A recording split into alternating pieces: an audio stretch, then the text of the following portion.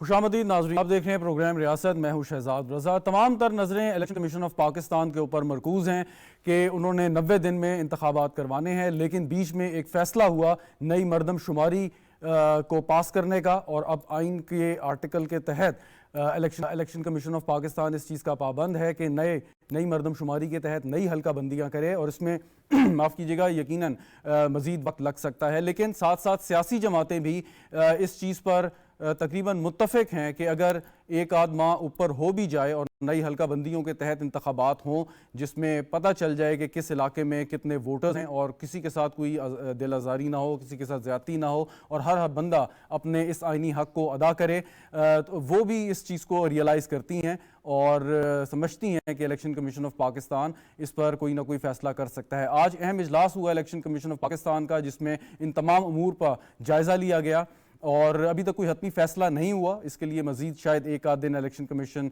मुशावरत करेगा, अपना इजलास करेगा।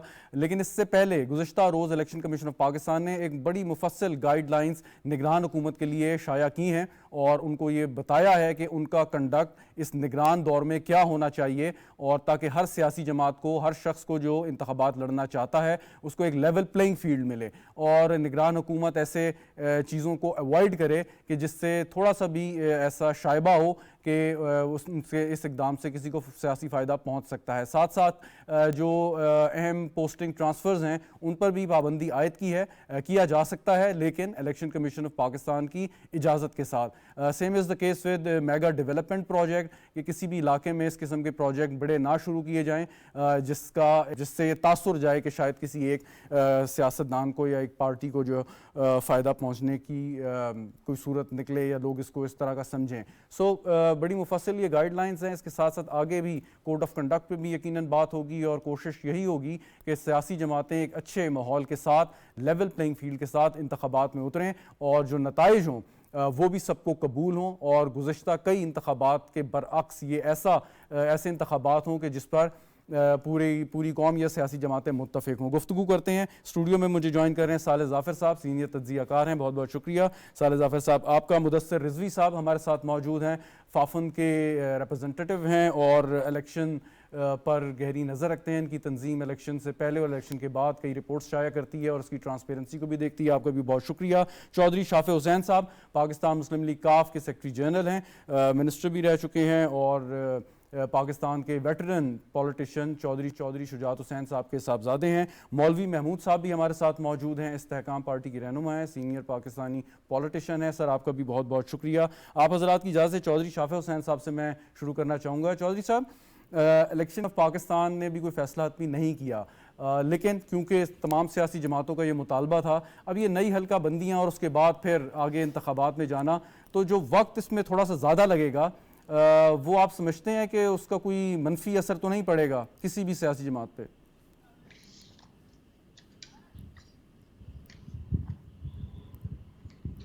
चौधरी शाफे साहब आपसे मैंने सवाल किया, अगर आपको आवाज़ आ रही हो। चौधरी शाफे हुसैन साहब से दोबारा रब्ता करते हैं। मौलवी महमूद साहब, अगर आप इस सवाल का जवाब दे सकें। देखिए, इसके ऊपर असर तो नहीं पड़ना चाहिए, मगर आपको हालात को देखते हुए तो मैं कहूँगा कि हर आदमी चाहता है कि इलेक्शन जल्द से जल्द हो।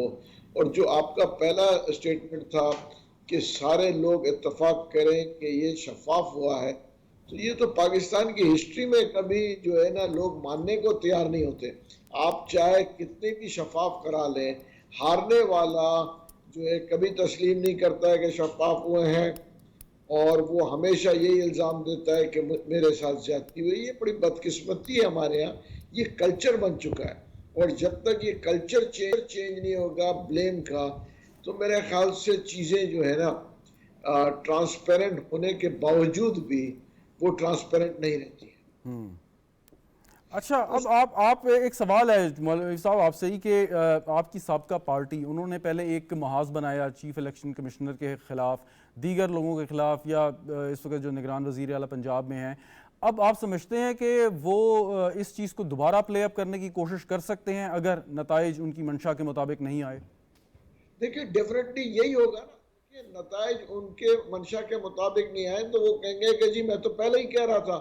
देखिए, ये चीज़ें बहुत कॉमन है, और मैं कहूँगा ये बदकिस्मती से पाकिस्तान के इलेक्शन कल्चर का हिस्सा है।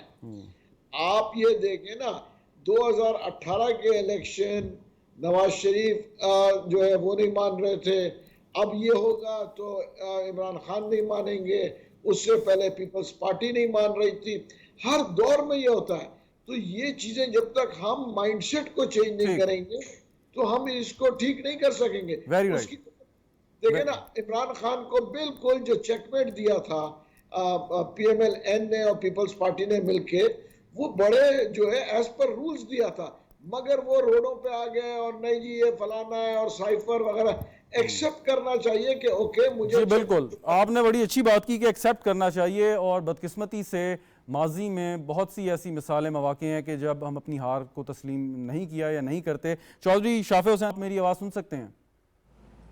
जी आ रही है आवाज़। जी, मैंने सवाल किया था कि इस हल्का बंदियाँ नहीं हैं, इससे कुछ टाइम आगे चला जाएगा इलेक्शन के इनेकाद में, कोई मनफी असर तो नहीं देख रहे? और दूसरा, क्या इस दफ़ा ये रविश तब्दील हो जाएगी सियासी जमातों और सियासतदानों की कि अगर वो हार गए तो खुले दिल से स्पोर्ट्समैन स्पिरिट के साथ अपनी हार को कबूल करें? जी बिस्मिल्लाहिर्रहमानिर्रहीम। मेरे ख्याल में इसी पे जो है इलेक्शन कमीशन ऑफ पाकिस्तान वो इंशाल्लाह फेयर एंड फ्री इलेक्शन ही कराएंगे। मगर मैं समझता हूँ कि मुख्तलिफ डिस्ट्रिक्ट्स में और हलकों में जिस तरह आबादी बढ़ी है तो बज़ाहिर तो यही लग रहा है कि शायद नई हल्का बंदियाँ कराने के बाद ही जो है वो इलेक्शन होंगे। और बाकी आपको पता है कि इलेक्ट्रॉनिक मशीनों के ऊपर बड़ा एक टाइम पर काम होता रहा, तो बज़ाहिर तो ये लग रहा है कि उसके बगैर ही होंगे, मगर इलेक्शन जो है वो तो यही उम्मीद है कि इंशाल्लाह फेयर एंड फ्री होंगे। आप अपनी जमात को किधर इस वक्त देखते हैं पोजीशन वाइज के? क्या आप किस तरीके से परफॉर्म करने जा रहे हैं और इसमें आपका क्या रोल होगा? जी मैं as Pakistan Muslim as general secretary जो है वो पंजाब लेवल पर डिस्ट्रिक्ट वाइज हम मीटिंग्स कर रहे हैं, और जो पिछले इलेक्शनों में जो आज़ाद उम्मीदवार थे जो पिछले इलेक्शनों में नंबर 2 या नंबर 3 आए हैं, उन्होंने काफ़ी तादाद में हमें ज्वाइन किया है, और भी मुख्तलिफ हमारी बातचीत चल रही है। तो इंशाल्लाह और भी विनिंग कैंडिडेट्स जो हैं वो हमें ज्वाइन करेंगे, और इंशाल्लाह भरपूर हम हिस्सा लेंगे इलेक्शन। अच्छा, अगले सवाल से पहले मैं क्विकली पूछना चाहूँगा कि आपने कब और क्यों फ़ैसला किया कि आपने भी सियासत में आना है, अपने वालिद साहब, अपने दादा, अपने चचा के नक्शे कदम पे चलते हुए? मैं बेसिकली 2004 से ऑन ग्राउंड पॉलिटिक्स में हूँ। बस ख़ानदान के अंदर ही कुछ वजूहात की वजह से कॉन्टेस्ट नहीं किया, मगर लोकल सतह के ऊपर जो है वो 2004 से ही राब्ता है लोगों से, और हल्के में भी आना जाना है। जी जी। और ये कमिंग जब भी इलेक्शन होने हैं तो इंशाल्लाह मेरा अपना प्लान है कि एमपी के लिए कॉन्टेस्ट करने का, इलेक्शन का प्लान है मेरा। ठीक, अब आप एक सवाल और फिर मुदस्सिर रिजवी। शाफे साहब, आपने जैसे बात की कि फैमिली इलेक्शन नहीं रहा, आपके फैमिली में आपके चचा जो हैं वो इस वक्त प्रेसिडेंट हैं पाकिस्तान तहरीक इंसाफ के, आपकी बरादरी एक है, वोट बैंक भी तकरीबन एक ही है, तो आप मामू है समझते हैं? बेसिकली। जी जी, मामू। सो आप समझते हैं कि वो आप उस पर कोई वो डेंट डाल सकते हैं पाकिस्तान मुस्लिम लीग काफ के वोट पर, क्योंकि बरादरी ख़ानदान एक ही है? देखें बेसिकली वो पीटीआई में है और पीटीआई के वो प्रेसिडेंट हैं, और हम जो है वो पाकिस्तान मुस्लिम लीग में हैं, तो वो हम अपनी जो है वो पार्टी की मीटिंग्स कर रहे हैं, और उन्होंने जो है वो बाज़ार ये लग रहा है कि पीटीआई को उन्होंने देखना है। जी बिल्कुल, आप हमारे साथ ही रहिएगा। चौधरी शाफे हुसैन साहब, मुदस्सिर रिजवी साहब, फ्री एंड फेयर इलेक्शन पर आप बहुत काम करते हैं, आपकी तंजीम काम करती है। इस दफ़ा अभी तक की क्या आपकी रिपोर्ट है कि जो लवाजमात होने चाहिए वो पूरे हो रहे हैं, और इलेक्शन कमीशन के साथ आपकी कोऑर्डिनेशन भी यकीनन चल रही होगी? देखें, जो लवाजमात इलेक्शन के थे वो तो मुकम्मल हैं। इस वक्त डिलिमिटेशन हो गई थी 2017 के सेंसस की, वो पिछले साल फाइनल भी हो गई थी। वोटर्स रोल इलेक्शन कमीशन ने जिस तरह कानून में लिखा हुआ है वो 20-22 जुलाई को गालिबन फ्रीज भी कर दिए हैं, और वोटर्स रोल पे हमने देखा इजाफा भी बहुत सारे लोगों का हो गया है, तकरीबन 20-25 मिलियन के लगभग ज़्यादा वोटर्स हैं एज़ कम्पेयर टू 2018। तो ये बुनियादी दो प्रीरिक्विजिट्स है। जो आधे ज़्यादा इलेक्शन को अकाउंट फॉर करते हैं वो तो हुए थे, लेकिन अब आ गया एक डिलिमिटेशन का क्वेश्चन जो कि सीसीआई की मीटिंग के बाद निकला, उन्होंने सेंसस अप्रूव कर दिया, जिसके नतीजे में लीगल प्रीरेक्विजिट तो यही है कि डिलिमिटेशन इलेक्शन कमीशन को करनी चाहिए है, क्योंकि लॉ में लिखा हुआ है कि जैसे ही सेंसस हो जाएगा और ऑफिशियली नोटिफाई हो जाएगा तो उसके लिए डिलिमिटेशन लाजमी हो जाती है। इसके मुकाबले में कॉन्स्टिट्यूशनल प्रीरेक्विजिट है कि 90 दिन के अंदर अंदर इलेक्शन हो जाने चाहिए, लेकिन डिलिमिटेशन का लॉ जिसके तहत इलेक्शन कमीशन ने डिलिमिटेशन इलेक्शन कमीशन पे लाजमी है, वो भी स्ट्रेंथ कॉन्स्टिट्यूशन से ही ले रहा है, क्योंकि आइन में लिखा हुआ है कि पार्लियामेंट जो है इलेक्शन कमीशन को डिलिमिटेशन से मुतालिक लॉ प्रोवाइड करेगी, और उस लॉ में ये बड़ा वाजे लिखा हुआ है कि डिलिमिटेशन लाजमी हो जाती है। तो अब ये दो प्रीरेक्विजिट्स हैं, उसमें नेचुरल प्रोसेस तो यही है कि डिलिमिटेशन होनी चाहिए, क्योंकि लॉ में लिखा हुआ है जितनी जल्दी इलेक्शन कमीशन कर सके बहुत अच्छा है, लेकिन 2 महीने तो उनको लीगली चाहिए ही हैं। 1 महीना फॉर्म 5 जिसमें वो प्रिलिमिनरी लिस्ट आती है उस पर ऑब्जेक्शंस लेते हैं और 1 महीने में उसका फैसला। अब उससे पहले इलेक्शन कमीशन कितनी जल्दी वो फॉर्म 5 बना सकता है, ये इलेक्शन कमीशन ही डिफाइन कर सकता है, क्योंकि उसमें लॉ डिटरमिन नहीं करता, लेकिन 2 महीने का तो कानूनी प्रोसेस है ही है जो फॉलो करना पड़ेगा।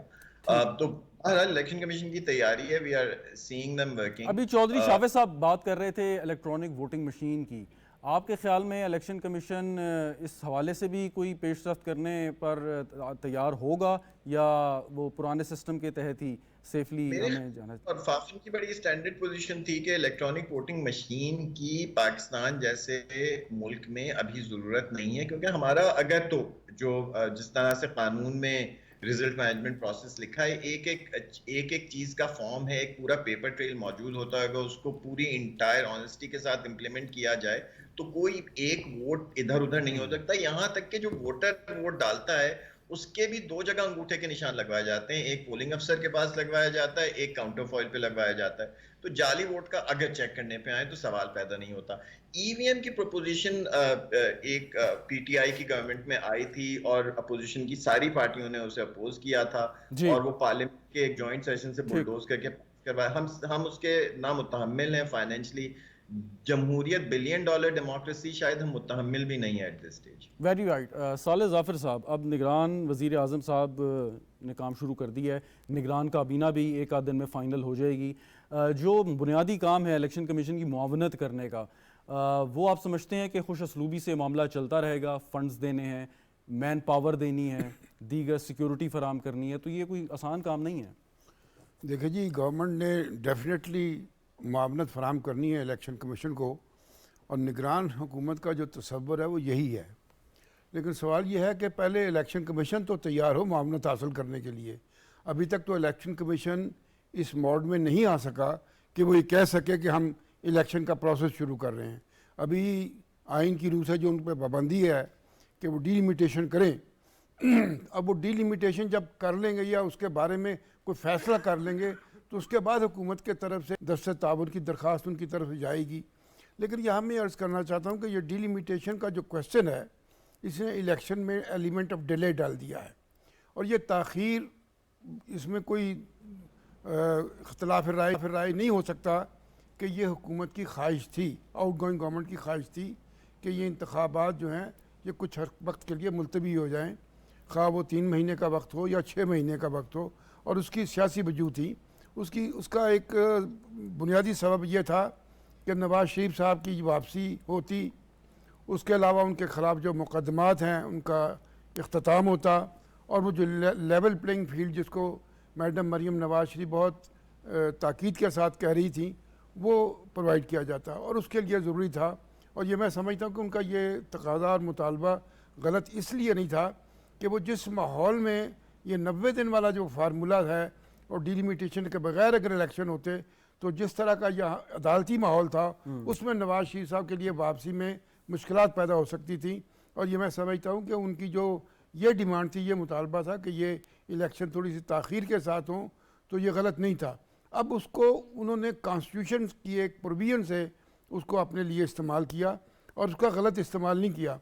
और अगर ये डिलिमिटेशन इतनी ज़्यादा ज़रूरी है, और जैसा कि नज़र आ रहा है कि ये ज़रूरी है, क्योंकि जब आबादी बढ़ेगी और उसके हिसाब से वो हदबंदी होगी, हल्का बंदियों की, तो वो होनी चाहिए कि महज आबादी बढ़ जाए और उसकी बुनियाद पर एक हल्के में 1 लाख वोट हो और दूसरे हल्के में 2 लाख वोट हो।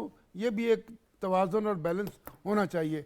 तो ये अगर कॉन्स्टिट्यूशन में ये प्रोवाइड कर दिया है कि जिस साल इलेक्शन होना है उससे 1 साल पहले ये हदबंदियों का काम जो है वो मुकम्मल कर लिया जाए, या वो 1 साल पहले नहीं हो सकता तो 6 महीने पहले ठीक, मुकम्मल ठीक। कर लिया जाए, और उससे पहले ये जो मर्दमशुमारी का अगर जो कि वो तो 10 साल के बाद होगी, लेकिन मर्दमशुमारी के लिए और डीलिमिटेशन को आपस में इस तरह मिक्सअप होना चाहिए कि उनका इलेक्शन के साथ क्लैश ना हो। और मेरा ख्याल है इसके लिए ज़रूरी नहीं कि कोई कॉन्स्टिट्यूशनल प्रोविजन Very इसके right. की जाए ठीक। या कानून में तब्दीली की जाए। इलेक्शन कमीशन खुद भी इसके लिए कोई लॉज वगैरह बना सकता है। बिल्कुल ठीक।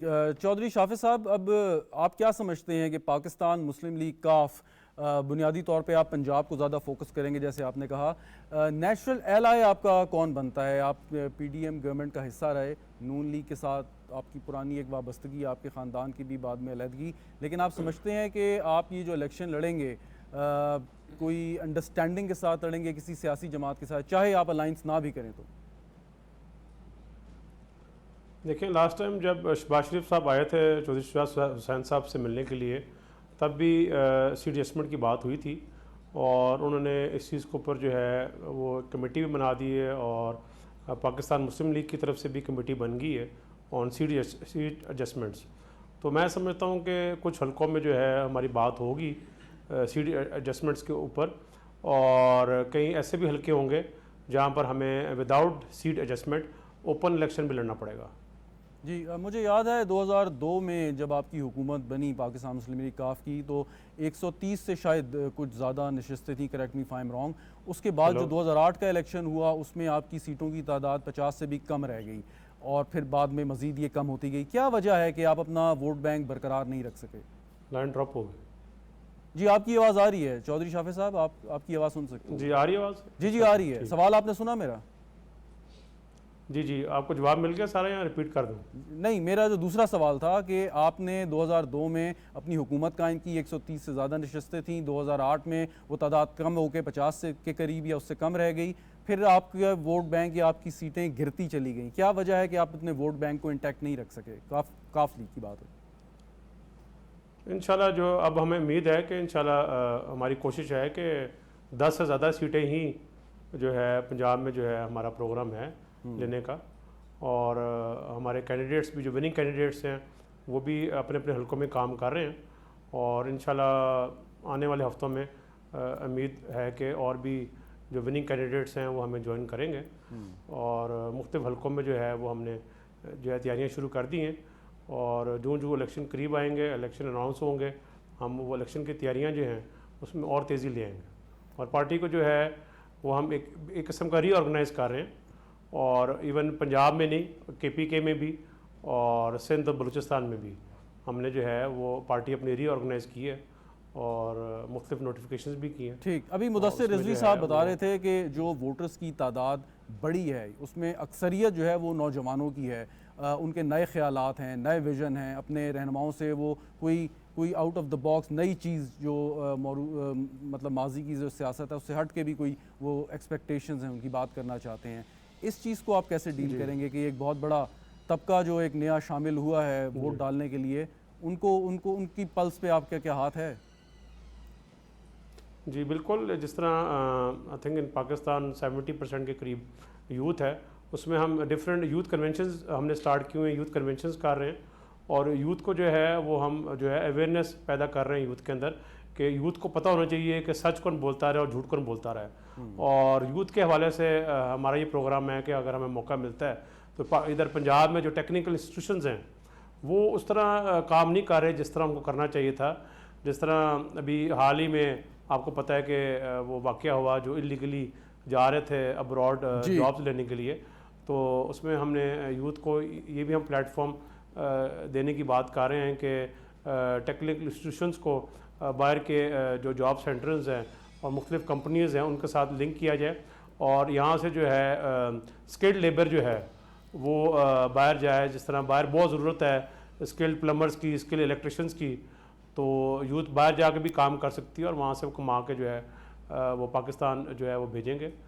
तो इस हवाले से जो है हम काम कर रहे हैं। उसके अलावा जो है पुलिस रिफॉर्म्स के ऊपर भी हमने काम शुरू किया हुआ है, वेरी राइट। जुडिशल रिफॉर्म्स के ऊपर भी। चौधरी शाफे साहब, पिछली जो गवर्नमेंट आई थी उन्होंने कहा था कि जी जी, ये सारा कुछ साले करेंगे, जाफर साहब नहीं। कुछ पूछना चाह रहे हैं आपसे। साले जाफर साहब कुछ पूछना चाह रहे हैं। शाफे साहब, ये चौधरी शुजात हुसैन बहुत बड़ा नाम है पाकिस्तान की सियासत में, और पाकिस्तान मुस्लिम लीग के नाम से आप सियासत करते हैं। अभी आपने बताया कि शहबाज शरीफ आए थे तो सीट एडजस्टमेंट की बात हुई थी। एक तवील अरसे तक चौधरी शुजात हुसैन और नवाज शरीफ साहब इकट्ठे रहे हैं, और एक ही सियासी जमात है, एक ही नज़रिया है, एक ही तस्वर है। मैं ये जानना चाहता हूँ, ये 1.5 ईंट की मस्जिद अलग क्यों है?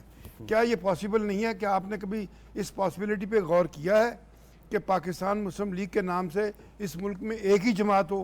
क्योंकि मुस्लिम लीग तो वो जमात है जिसने पाकिस्तान की तख्लीक की। जी, चौधरी आप शाफे इसको साहब। टुकड़ों में तकसीम करके आप अपने सियासी मकासद हासिल करना चाहते हैं, तो ये कोई ज़्यादा मुस्तहसन सोच नहीं है?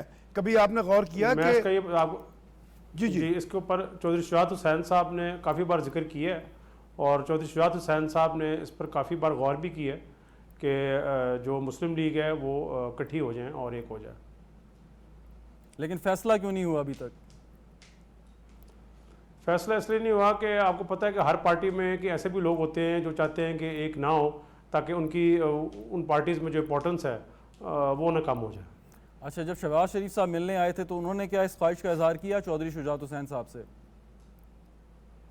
नहीं, उस टाइम इस टॉपिक पर बात नहीं हुई मुस्लिम लीग इकट्ठी करने पर। नहीं, क्या आप समझ आपको जाएं याद कि होगा कुछ साल पहले भी इस पर काफ़ी काम हुआ था, मगर जैसे मैंने आपको बताया कि फिर हर पार्टी में ऐसे लोग होते हैं।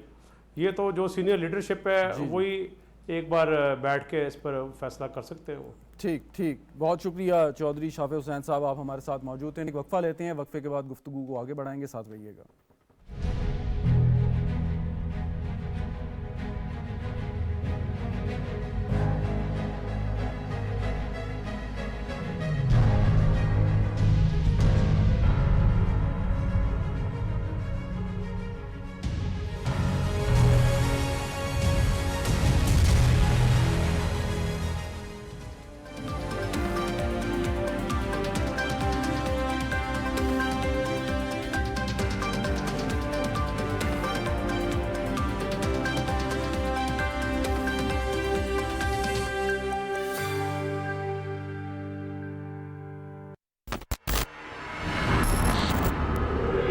इस बार हमारे मुकाबले एक ताकतवर दुश्मन भेजा गया है।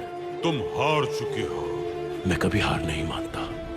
देख लेंगे आप, सब देख लेंगे। एक खुफिया पैगाम के जरिए जंग का हुक्म जारी किया गया है। ये सब कुछ तब हुआ जब गुस्ताफ हमारी कैद में था। हम इसे कैसे रोकेंगे?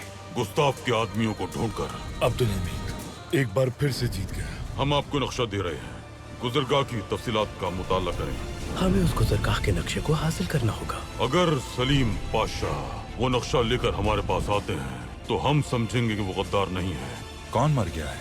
गुस्ताव। मैं महल को धमाके से उड़ा दूंगा। चलिए देखते हैं कि सलीम पाशा का इरादा आखिर क्या है।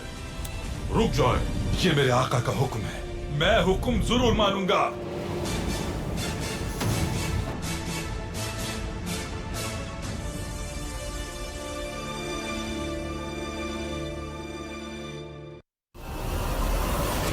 अपनी गलती को दुरुस्त करके दोबारा ट्राई करना चाहिए।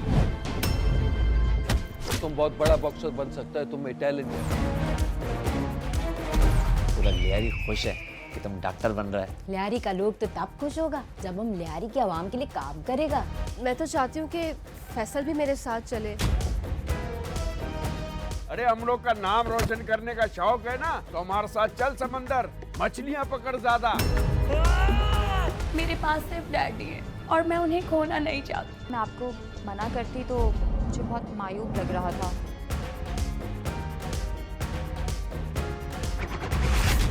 कितनी बार मना किया, नहीं करो ये सब, तुम हमारा बात नहीं मानता है।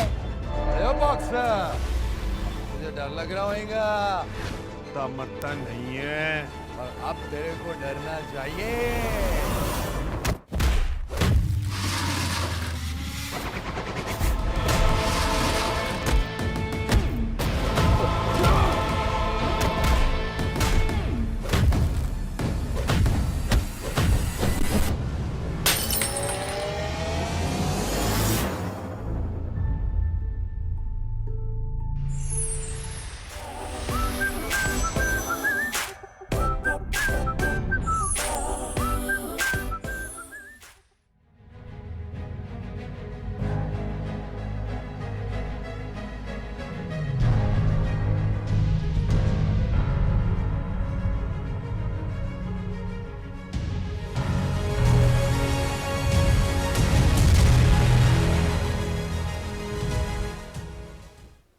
प्रोग्राम में एक बार फिर खुशामदीद नाज़रीन। हमारे साथ मौजूद हैं मौलवी महमूद साहब, मुदस्सिर रिजवी साहब और सालेह ज़ाफ़र साहब।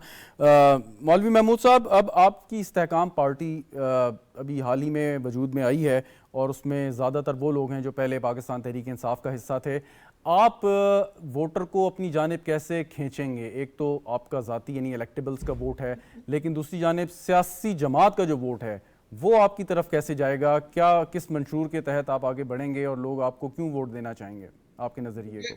देखिए मैं आपको कहूँ कि एक तो हमारा मंशूर है और दूसरा ये है कि हम जो है पीटीआई की जब हुकूमत ने जो वादे किए थे बदकिस्मती से उसमें कुछ डिलीवर नहीं कर सके। उन्होंने कहा था जी 10 लाख मकान बनाएंगे। मेरा सवाल ये है कि 10,000 मकान बन गए। उन्होंने कहा था इतने लाख नौकरी देंगे, कितनों को नौकरी मिली? उसके बाद वो कहने लगे कि भाई गवर्नर हाउस को की दीवारें तोड़ देंगे। किसने तोड़ दिया? साइकिल पे आएंगे, कहाँ आए? हेलीकॉप्टर में बनी गाला से इस्लामाबाद। देखिए, लोगों को बताया कुछ गया लेकिन उनको मिला कुछ भी नहीं है। ना नौकरियां मिली, ना घर मिले, ना वो जो बता रहे थे कि हम जो है जो के जिसको कहते हैं ना रियासत मदीना बनाएंगे। किस चीज में? कानून के ऊपर तरमीम कुछ नहीं हुआ। ना कानून जिसका नाम था तहरीक इंसाफ, किसको इंसाफ मिला? किसने कानून के अमेंडमेंट्स किए? देखिए, कुछ भी तो डिलीवर नहीं हुआ। ये तो इन जो है इस वक्त हाइप बन गया है। आप ये देखें, जिस वक्त जो है इनकी हुकूमत गई है, आप उस वक्त को जरा गौर करें तो इनका ग्राफ इतना नीचे था। ये तो एक हाइप बनाया अमेरिका का, वो अगेंस्ट में देके साइफर दिखा के और लोगों को बेवकूफ बनाया गया है। आप देखें, महंगाई ने जो है लोगों की आज कमर तोड़ी हुई है। आज बिजली के कीमतें कहाँ हैं? आज जो है लोगों के घर चूल्हा चलना मुश्किल हो गया है। तो इन सब चीजों को देख के अब लोग जो है झांसों में नहीं आएंगे। और देखिए ना, इंडिविजुअल जो है का जो कहना कि जी मेरे ऊपर करोड़ों लोग निकलेंगे और लाखों लोग निकलेंगे। इलेक्शन और चीजें और जलसों में लोगों को जमा करके डुगडुगी बजाना और चीजें। आप मुझे बताएं, कराची की आबादी के 1% भी लोग जलसे में नहीं होते। अगर 2.5 करोड़ की आबादी है तो 1% बनता है 2.5 लाख, आधा फीसद बनता है 1.25 लाख, 1/4% बनता है तकरीबन 62,000। आप मुझे बताएं कौन से जलसे में 50-60 हजार लोग आए? तो वो 1/4% है। तो इलेक्शन में और जलसों में जाने में बड़ा फर्क है। लोग रियलाइज करेंगे। पंजाब में भी यही हाल है जी, हम मीनारे पाकिस्तान पे हमने जलसा किया, लाखों का जलसा है। लाहौर की पॉपुलेशन कितनी है? बल्कि पूरे पंजाब से लोग आए। आप देखें क्या आधे फीसद लोग भी आए? तो उसको मद्देनजर रखते हुए हम compete करेंगे। और स्पेशली पंजाब में हमारे पास जो इलेक्टेबल्स भी हैं और जो बाकी लोगों ने ज्वाइन कर रहे हैं, तो उसको देखते हुए हम 30-35 से जो है सीट्स तो हम पंजाब में देख रहे हैं। अच्छा। उसके अलावा हम कोशिश कर रहे हैं कि सिंध में भी सीटें निकालें। केपीके में हमारी कोशिशें हैं और हम अब भी कोशिश कर रहे हैं कि परवेज खटक साहब और हम एक पेज पे आ जाएं। उसकी वजह ये है कि ये सब वो लोग हैं जो कि पीटीआई से निकले हैं और उनका एम ये है कि ये वो नहीं चाहते कि हम फौज को डैमेज करें, क्योंकि फौज जो है इस मुल्क की रीढ़ की हड्डी है। अगर रीढ़ की हड्डी डैमेज होती है तो सबको पता है तो इंसान का चलना फिरना मुश्किल हो जाता है। तो हम अपाहिज बनना नहीं चाहते, ये मुल्क को तरक्की करना है। ठीक, मैं वापस आता हूँ मौलवी साहब, वापस आपकी जानिब आता हूँ। मुदस्सिर रिजवी साहब, अब सियासी जमातें बड़ी कट थ्रोट किस्म की जो इलेक्शन कैंपेन है वो चलाएंगी और कुछ महीनों से या कुछ साल से जो सियासी माहौल बन गया है पाकिस्तान में, उससे ये हम बखूबी अंदाज़ा लगा सकते हैं कि इलेक्शन में कितनी गर्मा गर्मी होगी, टेंशन हाई होगी। जो कोड ऑफ कंडक्ट एक तो इलेक्शन कमीशन ने देना है, लेकिन जो सियासी फ़ज़ा है वो तो सियासी जमात ही बना सकती है। इस सिलसिले में कोई आपको उम्मीद, सिल्वर लाइनिंग नज़र आती है कि मिल बैठेंगे ख़ास तौर पे तहरीक इंसाफ? देखें, ये तो पॉलिटिकल लीडरशिप का काम है कि अपनी वोट बैंक का, उनकी फॉलोइंग का दिमाग माइंड किस तरह से बनाया जाए। एक पोलराइज एनवायरनमेंट हमने खड़ा कर दिया और उसके नताइज हमने देखे कि पॉलिटिकल फ्रेगमेंटेशन इतनी हो गई कि वायलेंस हमने देखा, 9 मई के वाक़यात भी हमने देखे और उसके आफ्टरमैथ को अभी भी भुगत रहे हैं। ये पोलराइजेशन बिल्कुल एंटीथीसिस है डेमोक्रेसी का। जब लीडरशिप, और सबसे बड़ा मसला यही होता है जब लीडरशिप पॉलिटिकली डिसएंगेज कर जाती है। पीटीआई 3.5 साल की हुकूमत में पॉलिटिकल डिसएंगेजमेंट रही, उन्होंने अपोजिशन को नहीं साथ मिलाया। अब ये पिछले 1.5 साल जो गुजरे इसमें भी कोशिश की गई लेकिन पॉलिटिकल इंगेजमेंट नहीं हो पाई।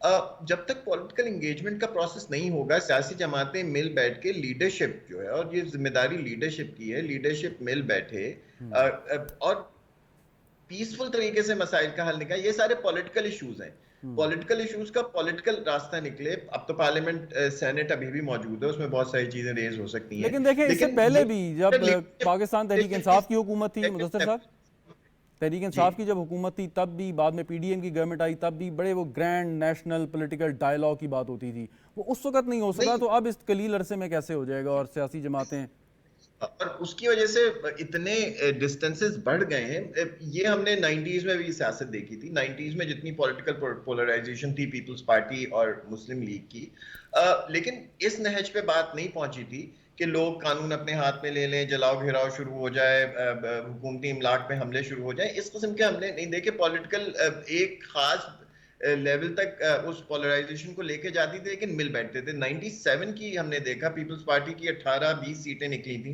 लेकिन उसके बावजूद मोहतरमा बेनज़ीर भुट्टो, नवाज शरीफ साहब ने मिलकर 98 2 को खत्म कर दिया, 58 2B को खत्म किया था। पहली कॉन्स्टिट्यूशनल अमेंडमेंट 97 की गवर्नमेंट में आई।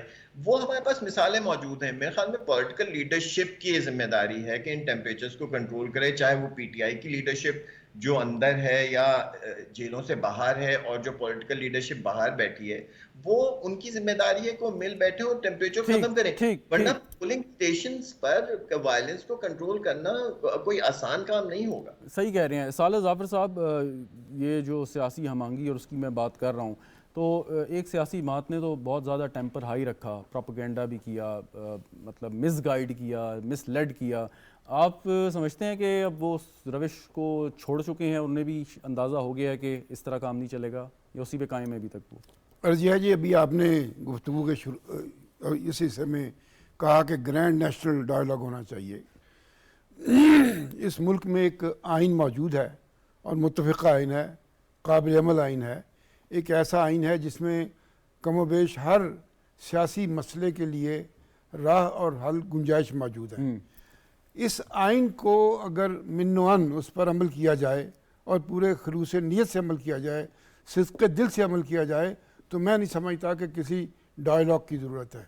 आपने अभी इशारा किया एक सियासी जमात की तरफ। 4.25 साल तक उस सियासी जमात ने पाकिस्तान में सियासत को ख़त्म करने के लिए पूरी स्ट्रगल की है, पूरी जिद्दोजहद की है। पाकिस्तान से शाइस्तगी को ख़त्म करने के लिए पूरी जिद्दोजहद की है, पूरी कोशिश की है। पाकिस्तान से शराफत को ख़त्म करने के लिए पूरी कोशिश की है। ये बात मैं लफाजी के तौर पे नहीं कह रहा, ये अमल सामने है। लेकिन बदकिस्मती से वो सियासी जमात नहीं थी, वो एक ऐसे लोगों का हजूम था जो किसी अखलाकियात पर, किसी इंसानियत पर, किसी नज़रिए पर यकीन नहीं रखते थे। वो एक कल्ट के फॉलोअर्स थे, और वो कल्ट ऐसा था कि जो ज़ाती तौर पर इंतहाई गुमराह शख्स था। उस शख्स को पाकिस्तान में ना दीन से, ना मज़हब से, ना अखलाक से, ना रवायत से, किसी चीज़ से कोई गरज नहीं था। उसको अपनी ज़ात और अपनी इनाद। अब आप समझते हैं कि उस जिस शख्स की तरफ आप इशारा कर रहे हैं उनको तो सज़ा हो गई, जेल में नाअहल, अब पार्टी की जो कमान है वो भी किसी और के हाथ में है। तो वो जो लोग हैं, परवेज़ इलाही साहब हैं, शाह महमूद कुरैशी साहब हैं, आप समझते हैं कि ये लोग कोई तब्दीली ला सकते हैं या नहीं? गुजारिश यह है कि वो जो अपना विरसा छोड़ के गए हैं, सियासी विरसा जो छोड़ के गए हैं, वो तो आपके सामने तितर बितर हो गया है। अभी आप महमूद मौलवी साहब से बात कर रहे थे और इस तरह वो परवेज़ खट्टक का जिक्र हुआ और परवेज़ इलाही साहब। ये लोग जो है ना जी, ये अब सिर्फ तहरीक इंसाफ का नाम ले लेने से या बल्ले का इंतखाबी निशान आ जाए उससे ये लोग सियासत में अपनी जीत की राह हमवार करेंगे, शायद ऐसा मुमकिन नहीं होगा।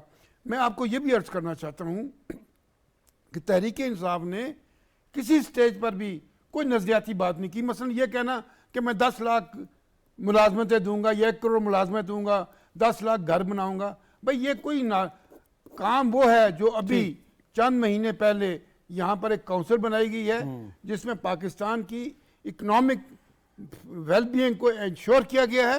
किसके जरिए? आईटी की प्रमोशन के जरिए, बिल्कुल एग्रीकल्चर के जरिए से, माइनिंग के जरिए से, इन्वेस्टमेंट के लिए माहौल बनाने से। हमारी दुआ होनी चाहिए कि ये जो एक कॉन्सेप्ट दिया है ये आगे बढ़े। पाकिस्तान की जरूरत है कि इसकी इकॉनमी को दुरुस्त किया जाए, जिसको 3.25 साल में वो शख्स जो है वो इसको तबाह बर्बाद करके चला गया। बिल्कुल सही। महमूद मौलवी साहब, आप के ख्याल में जब ये इलेक्शन कैंपेन होगी और जिस जमात का हवाला या आपकी साबका जमात जो है उन्होंने इदारों पर पै दर पे हमले किए हैं और बिल्कुल झूठ प्रोपेगेंडे की बुनियाद पर, अब जब इलेक्शन के दिनों में अगर कोई ऐसी सूरत हाल दोबारा पैदा हुई तब आप क्या देखते हैं कि किसी के मतलब ये कि अच्छा होगा, ये कोई अच्छा नेक शगुन होगा, या आप समझते हैं कि उनमें इतनी रियलाइजेशन हो गई है कि अब वो ढंग से सियासत करें अगर करनी है तो? देखिए, मेरे ख्याल से उनको रियलाइज हो गया कि वो जो है जिस वजह से उन्होंने उस पार्टी को तबाह कर दिया, उसकी वजह ये थी कि वो दस्ते गिरेबान हो गए इस्टेब्लिशमेंट के साथ। ठीक है ना, बहुत से देखे पार्टीज ने अल्फाज का चुनाव गलत किया या बहुत से बातें हुई, लेकिन दस्ते गिरेबान कोई भी नहीं हुआ। और ये जो माइंडसेट डेवलप कर रहे थे अफवाज के खिलाफ, ये अब लोग बहुत वाज़ेह हैं। और मेरे ख्याल से ये जो है जो हमारे जो इस्टेब्लिशमेंट है, ये किसी कॉस्ट के ऊपर ये एक्सेप्ट नहीं करेंगे कि कोई भी पार्टी आके जो है अफवाज को डैमेज करने की कोशिश करे या मुल्क को नुकसान पहुंचाने की कोशिश करे। देखिए, जो उन्होंने किया आपके सामने 9 मई का वाकया, और 9 मई के वाकये को आप छोड़ें, आप तो देखें कितने अरसे से ये माइंडसेट बना रहे थे फौज के खिलाफ, लोगों को स्लो पॉइजन दे रहे थे कि देखे जी ये फौज कर रही है, वो फौज कर रही है। जब वो हुकूमत में आए तो उस वक्त वो फौज की तारीफें कर करके थके नहीं, जूतों को पॉलिश कर करके थके नहीं। आज जैसी हुकूमत से उतरे अब वो बुरा भला बोलने की कोशिश करते हैं। आप मुझे बताएं ना, कहां पे खड़े हैं वो? उनको ये सोचना चाहिए कि खुद कहते हैं कि जी मैं तो कुछ नहीं करता था, फलाने साहब के कहने पे करता था। तो भैया फिर आप प्राइम मिनिस्टर बने क्यों थे? और जैसे ही आप उतारे गए, आप उसी लोगों को आप बुरा भला कहना शुरू कर दिया आपने। तो आपका तो डबल स्टैंडर्ड्स हैं आपके। बिल्कुल ठीक, बिल्कुल सही। मुदस्सिर रज़वी साहब, अब सियासी जमातों की जो आपने बात की और पॉलिटिकल लीडरशिप का ये किरदार है और उन्हें ये ऐसे करना चाहिए, तो आपके ख्याल में ये ज़रूरी नहीं है इसके लिए पॉलिटिकल पार्टीज़ बैठें और कुछ रूल्स ऑफ द गेम पर तय कर लें, या जैसे साले जाफर साहब ने कहा कि आईने पाकिस्तान मौजूद है, अगर उसी को फॉलो करें तो ज़रूरत ही नहीं पड़ेगी बैठने की या कोई डायलॉग की, सब मामला वैसे ही ठीक हो जाएंगे? देखिए, बात बिल्कुल ठीक कह रहे हैं साले, जो बुनियादी एग्रीमेंट्स है वो तो हुए हुए, उस पर तो पॉलिटिकल सेटलमेंट है। लेकिन अब इलेक्शन की फजा जब शुरू हो जाती है, सारी पार्टीज एक कंपेटिव मोड में चली जाएंगी। मेरे ख्याल में नई असेंबली जो भी तश्कील होती है, जो हुकूमत बनती है, उसकी प्राइमरी जिम्मेदारी है कि पिछले 1.5 साल में हमने जो देखा है इस मुल्क में कॉन्स्टिट्यूशनल क्राइसिस पैदा हुआ है, जिसकी दिल चाह रहा था कॉन्स्टिट्यूशन इंटरप्रेट कर रहा था और उसको इम्प्लीमेंट भी कर रहा था, और हमने देख लिया कि कॉन्स्टिट्यूशन के दायरे में रहकर अगर कॉन्स्टिट्यूशन को ब्रेक किया जाए या रीराइट किया जाए तो उसकी कोई पकड़ाई भी नहीं है। मेरे ख्याल में ये कॉन्स्टिट्यूशनल वीकनेसेस सामने आई हैं, उसको हमें ठीक करने की जरूरत है, और उसमें सारी पॉलिटिकल पार्टीज को बैठना चाहिए, चाहे वो अपोजिशन की हो चाहे वो हुकूमत जो पार्टियां बनाए। लेकिन ये आने वाली हुकूमत का, आने वाली पार्लियामेंट का पहला काम होना चाहिए कि पिछले 3 साल में, 1.5 साल में जिस तरह से कॉन्स्टिट्यूशन की इंटरप्रिटेशन पर बहुत सारे फैसले हो गए, क्रिटिसिज्म आ रहा है, सुप्रीम कोर्ट ने रीराइट कर दिया था कॉन्स्टिट्यूशन एक केस में, ये सारी चीजें पार्लियामेंट को देखने की जरूरत है। इस पे आइन को इम्प्रूव करें, कॉन्स्टिट्यूशन को इम्प्रूव। मुदस्सिर साहब, आप कुछ आखिरी बात 2 मिनट रह गए बस, लास्टली मैं अर्ज करना चाह रहा हूँ कि मुदस्सिर साहब कुछ आगे जंप कर रहे हैं। ये जो कॉन्स्टिट्यूशन का बिगाड़ पैदा किया है अदालतों ने, इसकी इस्लाह के लिए अगली असम्बली को अपना किरदार अदा करना चाहिए। अभी आप जिक्र कर रहे हैं कि अब से लेकर इलेक्शन तक का जो मामलात है, माहौल है, उसको काबू में रखने की ज़रूरत है। उसके लिए बहुत ज़्यादा ज़रूरी होगा कि इलेक्शन कमीशन एक प्रोएक्टिव रोल प्ले करे। सबसे पहले डिलिमिटेशन के बारे में अपनी पोजीशन वाज़े करे कि ये इसके लिए डेडलाइंस क्या है, और उसके बाद वो इलेक्शन की बात करे। ये मुझे अंदाज़ा है कि इलेक्शन कमीशन कुछ सही है कि वो तारीख नहीं बताना चाहता कि इलेक्शन की पोलिंग डेट क्या होगा, लेकिन यह कि गवर्नमेंट डिलिमिटेशन के बारे में अपनी पोजीशन क्लियर कर दे। मेरी कल सेक्रेटरी इलेक्शन कमीशन से बात हुई थी, उनका ये कहना था कि हम इसी हफ्ते में पोजीशन अपनी क्लियर कर देंगे। आई होप कि इलेक्शन कमीशन आपका अच्छे हाथों में है, फैसला जल्दी हो जाए। साले जाफिर साहब, मुदस्सिर रिजवी साहब, महमूद मौलवी साहब, हमारे साथ आप मौजूद रहीं। प्रोग्राम देखने का आपका भी शुक्रिया। इजाज़त दीजिए, खुदा हाफिज़।